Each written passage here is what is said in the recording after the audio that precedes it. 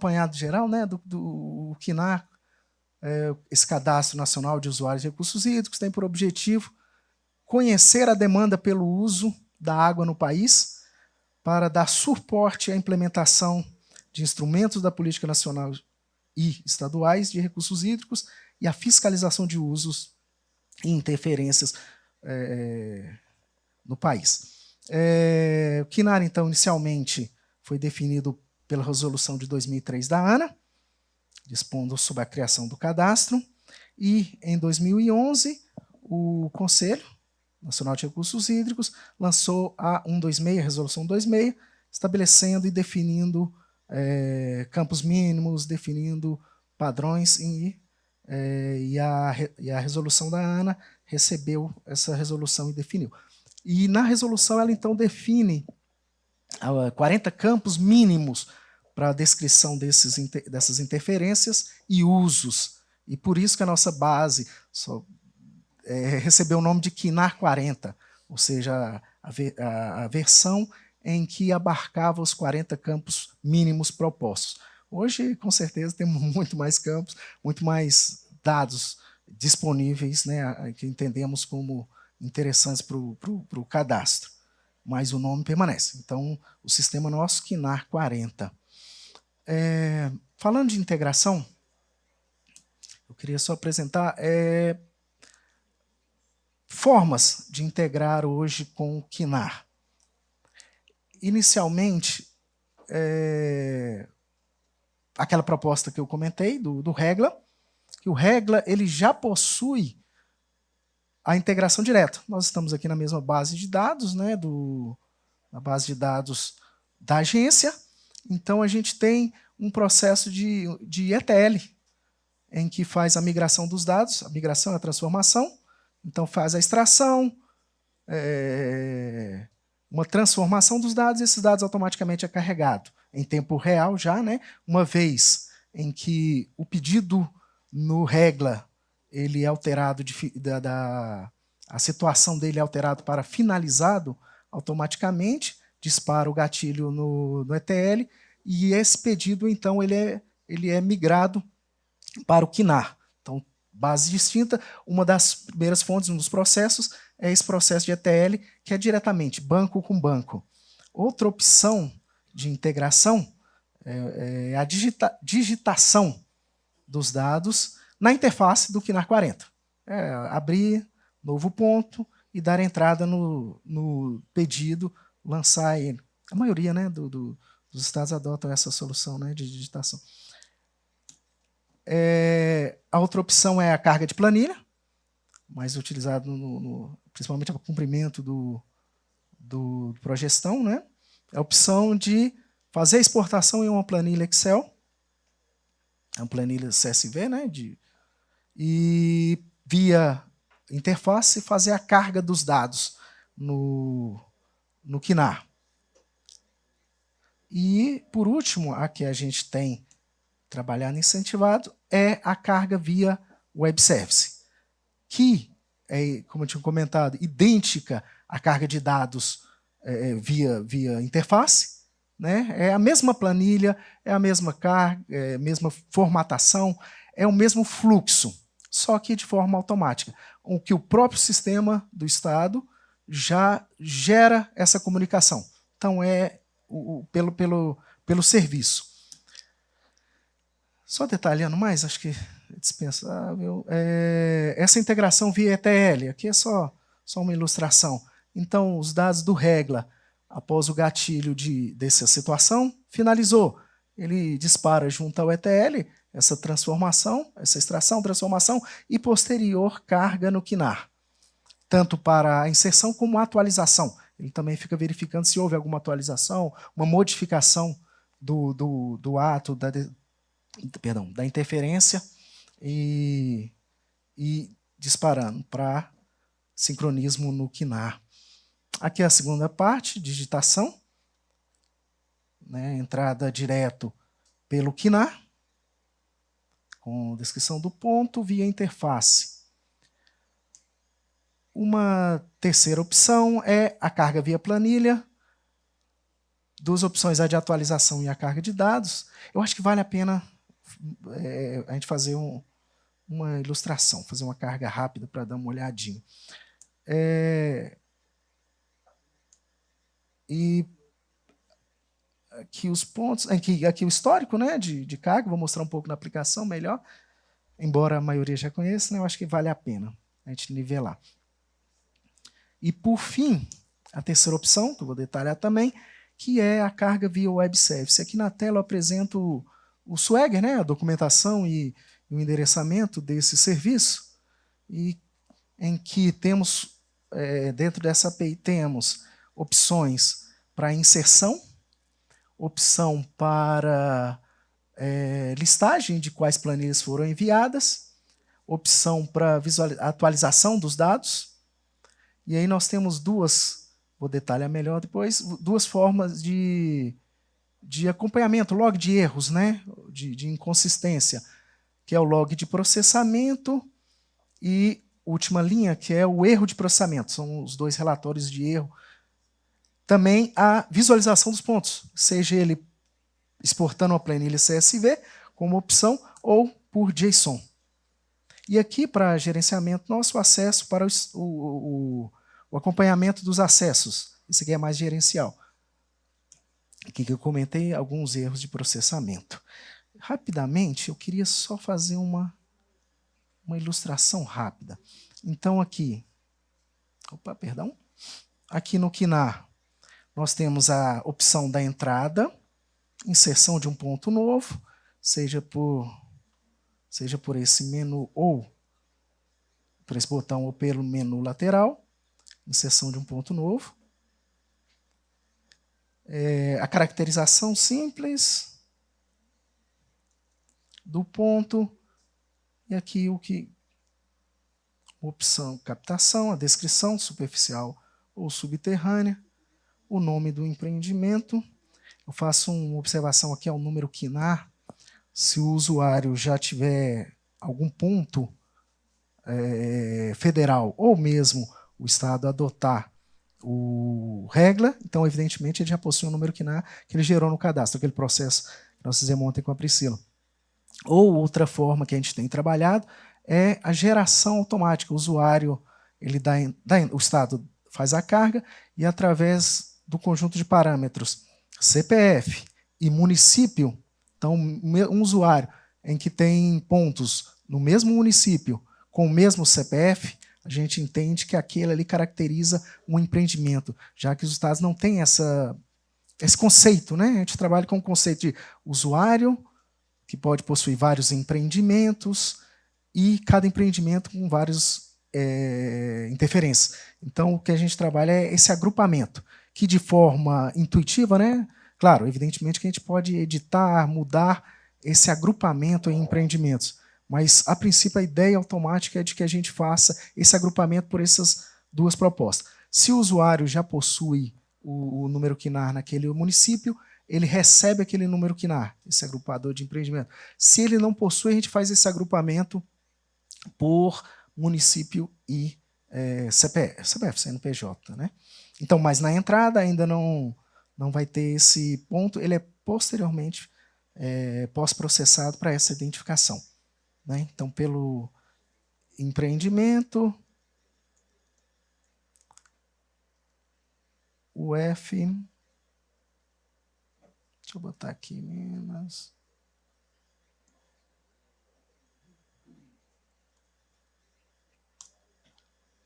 Aqui a entrada com a opção de mapa ou pelas coordenadas.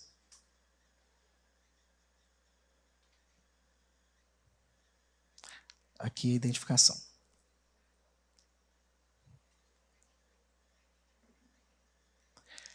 Eu cheguei nessa tela aqui que eu queria chamar a atenção, gente, para a importância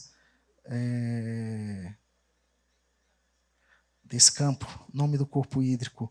Hoje a gente tem utilizado muito esse campo, nome do corpo hídrico alterado, como uma forma de confirmação em que o ponto cadastrado ele realmente é um ponto estadual. A gente sabe das limitações da base, né, da escala, Então, um dos critérios que a gente tem usado muito, inclusive no Progestão, a gente sempre pedia em que fosse, como uma das consistências, né, indicar o nome do corpo hídrico alterado para todo ponto que caía como federal na nossa base. Que essa é uma forma nossa de confirmar, perdão, que aquele ponto realmente está com a coordenada correta. Que dá aquela incerteza, a gente não sabe se é um ponto federal, é um ponto com coordenada errada ou realmente a nossa base é que está pouco detalhada para aquela localização ali. Então, uma coisa que a gente sempre pede é, se cair como federal, de sempre dar essa atenção ao nome do corpo hídrico alterado. Tá? E aqui os dados básicos de informações do usuário, do empreendimento, de endereço do empreendimento, as diversas finalidades definidas, que nós definimos inicialmente para o QNAR, e as vazões de uso. E os dados de autorização. Essa proposta. Para a carga de dados via planilha, nós temos a opção de carga e de atualização. Em carga de dados, ao baixar o modelo, nós temos então o dicionário de dados e a planilha modelo. Então, o dicionário de dados, explicando cada um dos campos a ser preenchido. Então, primeira coluna, int TIM-CD, é o tipo de interferência. É um dado obrigatório, tipo numérico. Um exemplo, aqui é a latitude, separador, vírgula. Então, toda a informação sobre a forma de preenchimento está aqui no dicionário e a planilha modelo para poder fazer a carga de dados. Aqui os diversos campos a serem preenchidos. Tanto superficial como subterrâneo. Então, baixando os dados, fazendo a carga, para cada um dos perfis, seja o perfil para cada um dos estados, né? Aqui eu abri com o perfil geral, então eu vejo todos os estados. Mas aqui já estaria travado qual é o campo que segue, né? O perfil de cada estado. Então, aqui dando a carga no formato, ela então vai receber e fazer dois tipos de consistência. O primeiro, eu acho importante isso só para amarrar com outro ponto que eu queria chamar a atenção sobre o serviço. Então, eu vou pegar como exemplo aqui uma planilha. Deixa eu só.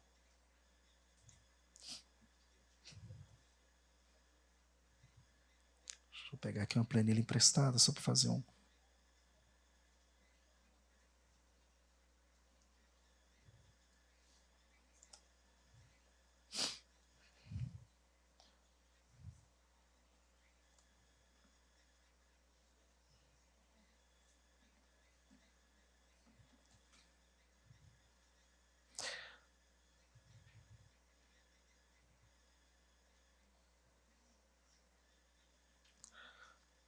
Então, vou dar entrada numa planilha. Deixa eu abrir ela primeiro, né? Só para a gente dar uma olhadinha.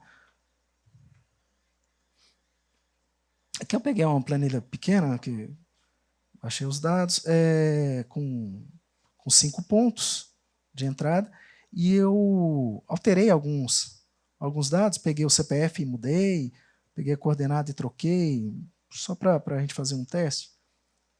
Então, eu inseri erros, só para mostrar essa primeira consistência. Nessa primeira... Aqui, perfeito. Nessa primeira consistência, ele faz aquela olhada geral, ele olha o número de colunas. É um processamento simples e rápido. Ele olha o número de colunas e alguns dados básicos que não têm interconexão. Então, se o CPF está ok, se tem os campos obrigatórios preenchidos, essa é de pouco processamento, então é rápido, por isso que ela foi separada. Então, para esse primeiro processamento, ele gera então esse erro aqui. Deu uma mensagem, e se abrirmos, clicarmos, ela vai mostrar quais foram os erros. Na linha 3, o CPF é inválido. Na linha 4, a data de início de outorga é maior que a data final. Eu forcei esse erro só para a gente ver. Se, por exemplo, tivéssemos apagado uma coluna, também mostraria número incorreto de coluna. É o processamento rápido. Essa planilha ela não entrou no processamento ainda. Ela foi bloqueada já na entrada. Então, esse é o primeiro tipo de erro.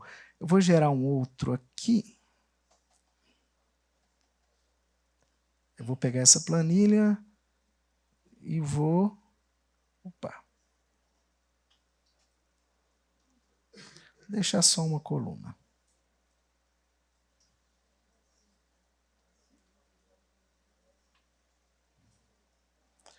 E deixar um ponto em que ele aceite.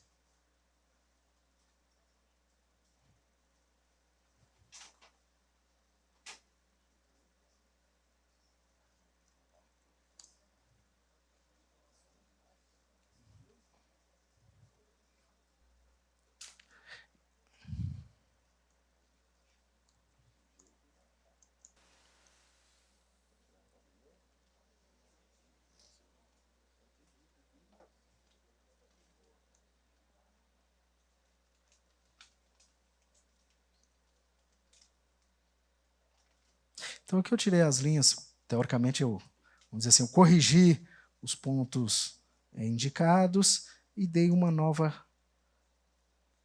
carga. Pronto. Ele passou pela primeira etapa, que é aquela básica, em que olhou coluna, olhou ausência de dados, e aí, com isso, ela então o quê? Ela jogou para o servidor para o processamento mais pesado.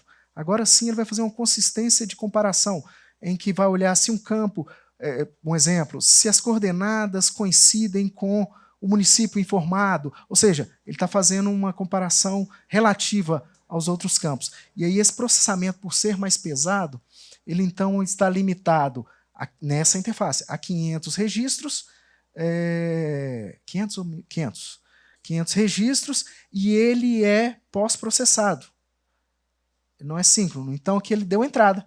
E agora um processo agendado vai rodar por trás, aqui em homologação, se não me engano, acho que está de 5 em 5 minutos, só para fazer os testes, em que ele vai fazer a análise. E aí ele vai gerar, então, a partir dessa análise, um segundo relatório de erros. Pode estar vazio, ou seja, deu carga em todos, ou indicar quais foram os erros encontrados. Lembrando que ele já dá carga naqueles que estão ok.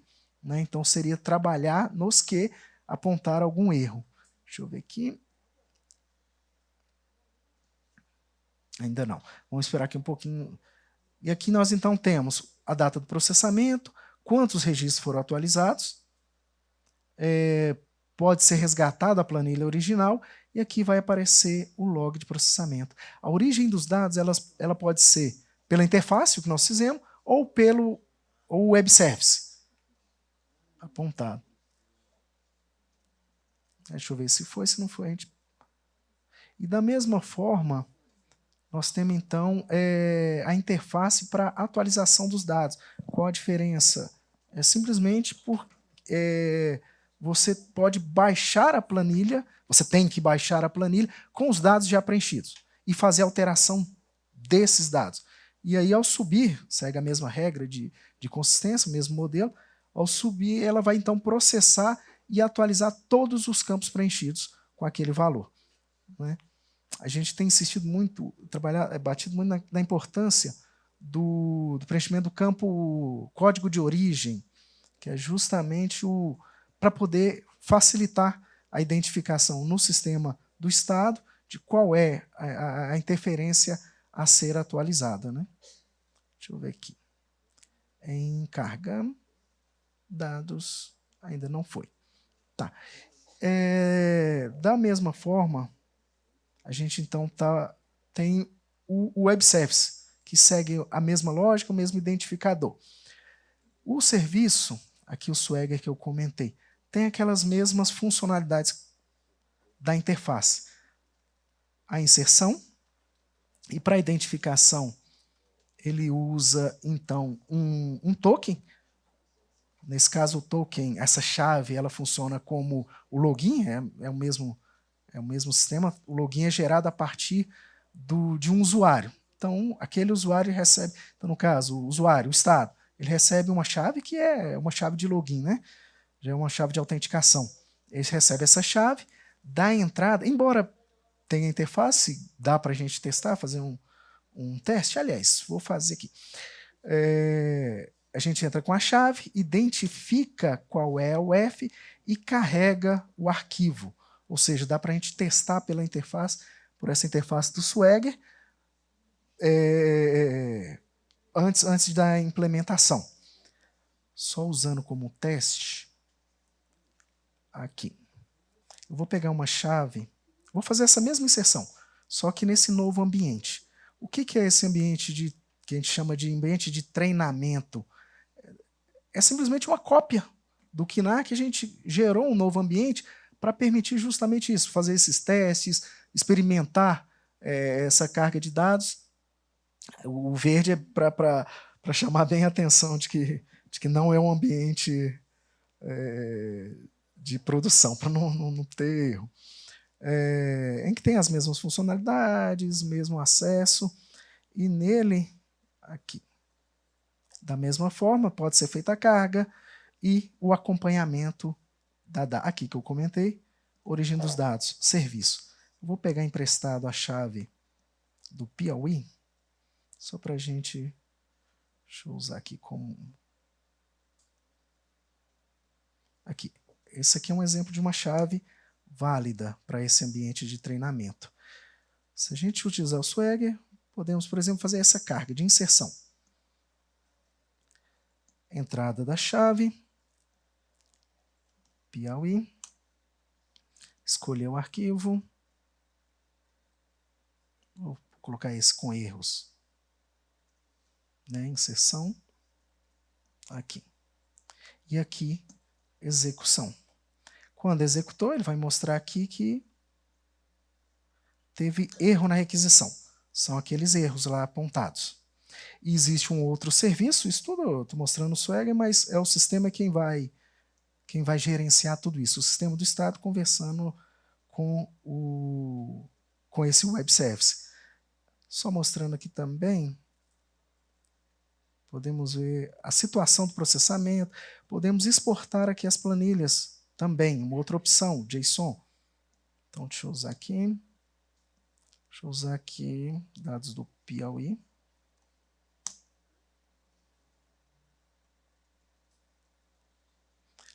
E aqui eu quero que ele baixe todos os dados da finalidade esgotamento, por exemplo.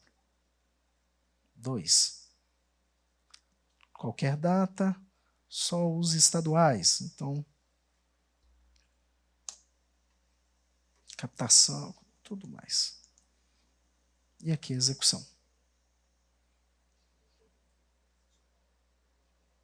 E aqui ele me trouxe a sequência das interferências aqui. Posso baixar, posso visualizar aqui. Aqui são todos os pontos do Piauí, da finalidade esgotamento que eu apontei. Então, sim, a integração com o sistema do Estado em tempo real. Essa a ideia. Buscando direto no serviço. Pelo serviço. Aqui só no nosso exemplo aqui, processou. Ele não, desculpa, em homologação. Ainda está aguardando. Ou seja, está mais que 5 minutos. Mas, enfim, ele vai fazer o processamento e vai gerar aqui um arquivo de erro. Deixa eu abrir esse como exemplo, só para mostrar esse arquivo de erro. Ele traz aqui, então, quais foram os erros. Então, nesse caso, era pontos duplicados na base. Para esse erro, que está documentado aqui no manual, então, roteiro de utilização. No roteiro de utilização, a gente pode, então, ver quais os erros, o que ele está considerando nessa análise. Então, aqui, perdão, aqui o manual... não, passei. Aqui eu tenho devia ter ido no índice. Deixa eu ir no índice, com licença. Aqui.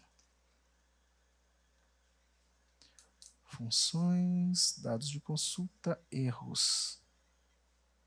Aqui o manual ele traz então todos os códigos de erro que está sendo critérios de validação, perdão, é no anexo mesmo.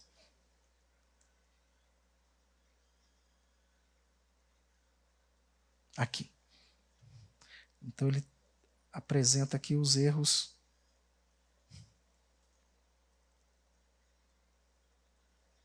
e uma breve descrição.